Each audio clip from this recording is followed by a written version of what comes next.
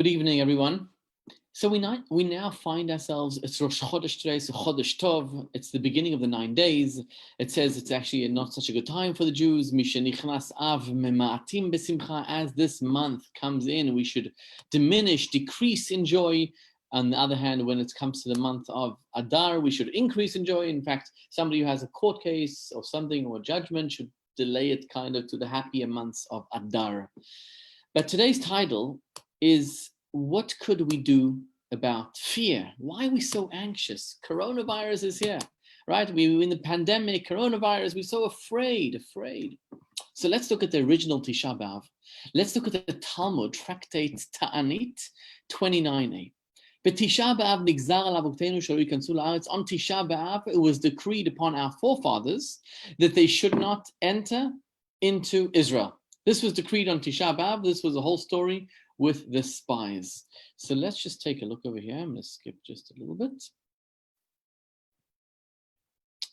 Uktiv vatisa kol ha'ida vayitnu et kolam vayifku am balaylahu. So this is talking about the story of the spies. What happened is the Jewish people were in the desert and they had sent spies to spy out the land, and the original plan was that they should all go into Israel, conquer Israel, destroy Israel, the nations living there, and Moses would be the Redeemer, the Mashiach. He'd rebuild the temple, and now the Jews would live happily ever after. But the Jews, what happened is, the spies came back with a disfavorable report about Israel, and Vatisa kol ha'ida, the nation of Israel, all cried. Vayifku ha'am balaylahu, they all cried. It was that night, was Tisha Bea'v. This was the original Tisha Bea'v. Amar Rabbi Yochanan says, Oto hayom erev Tisha Bea'v hayah, that night was Tisha Bea'v. Amar lehem HaKadosh Baruch Hu, God told them, Atem bechitem b'chiyah shel chinam, you cried, a crying for no reason, va'ani koveh lechem b'chiyah ledorot, and now I will establish this as weeping for generations. The question is, how does this make sense?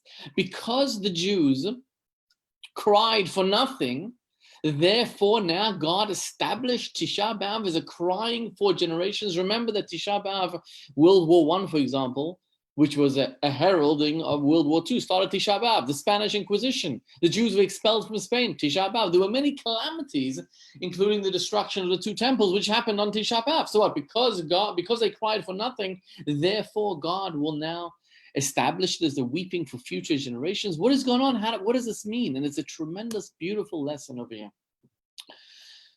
You see, the Jews of that generation, they had witnessed the greatest miracles ever to take place. The Jews had seen God decimate the superpower of the day, the Egyptian army. They saw plague after plague after plague, 10 plagues, blood and frogs and lice. They saw God. They saw how God split the sea. Isn't that a tremendous, incredible miracle?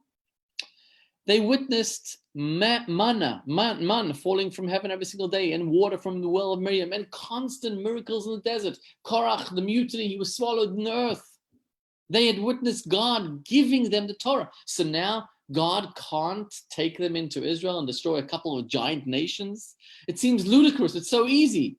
Why on earth did the Jews think that they can't go into Israel? That God can't continue doing these miracles for them? And the answer is, you see, sometimes we are gripped with fear. Sometimes we are gripped with anxiety, and it's irrational. It's not based on anything. The Jews experienced like a national fear descend upon them. They knew that God was the most powerful person.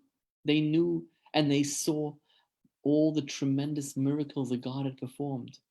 But for some reason, this fear is irrational. It doesn't make any sense. And this fear gripped them. And once the fear gripped them, they were powerless. They couldn't do anything.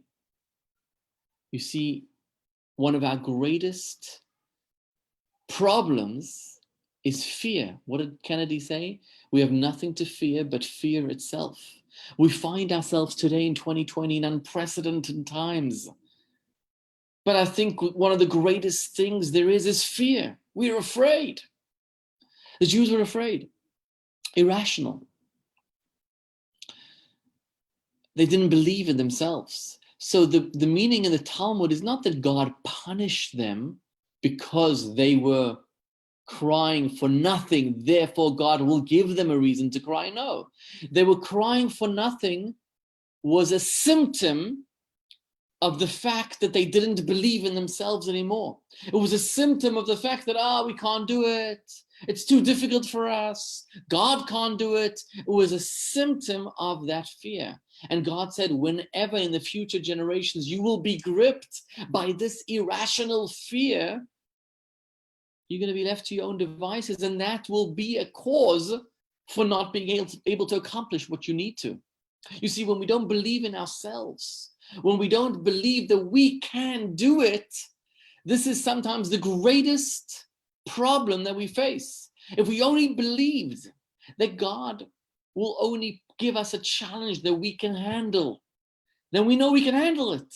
We know we have nothing to fear. We have no problems.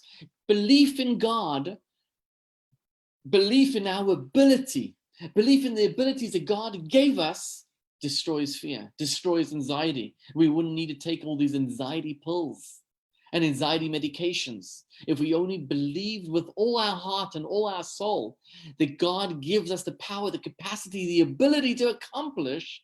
Nothing would stand in our way. And think about it, those Jews had witnessed much greater miracles than we did. If we had witnessed those miracles, I don't know if we'd fear so much. And yet they were gripped by this irrational fear.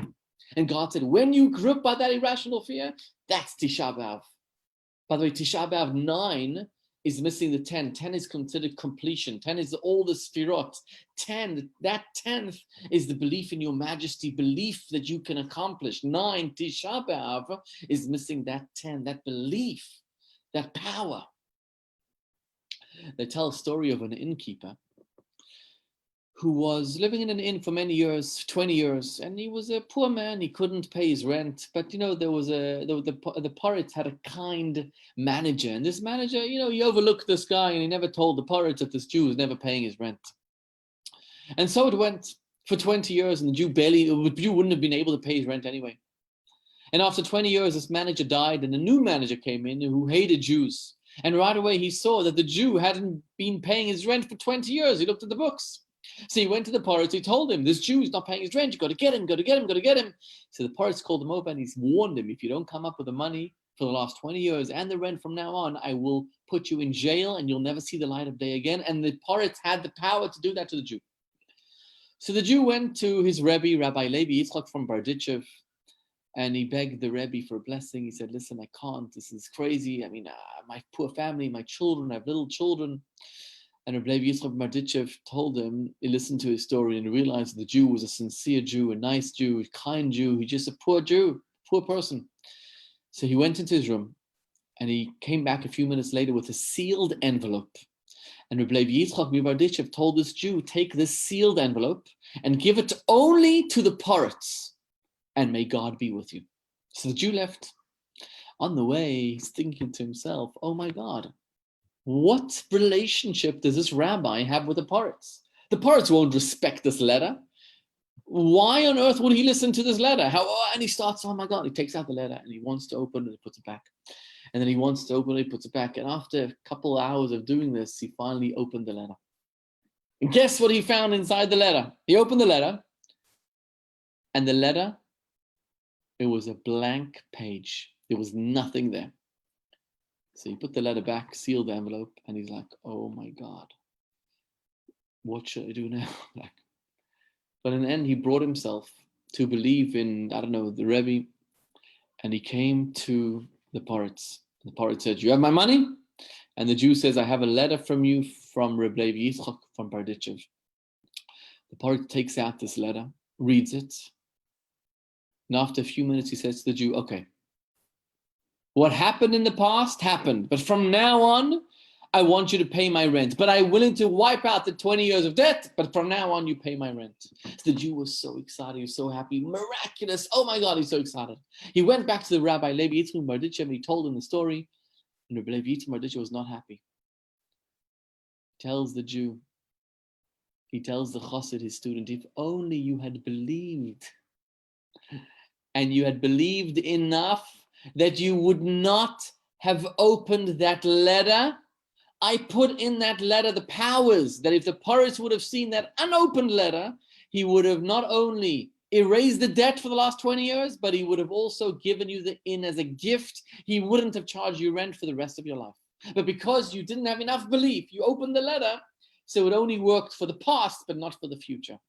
You see, belief, emunah, is something we have to work on. It's so difficult to trust in Hashem that everything's fine, and therefore our anxiety and our fear and our pain will just go away. It's very difficult. It's a supreme challenge, but we need to work on ourselves every single day to say to Hashem, we trust you, we love you, and we know you would have never given us a challenge that we cannot accomplish. So looking around 2020 today at the pandemic and the fear and the anxiety, what's going to be with schools, for example? Just trust in God. Everything's going to be fine. Your business will be fine. Your life will be fine. Your health will be fine. God willing, trust in Hashem. Everything will be fine. You have nothing to fear. Have a wonderful evening.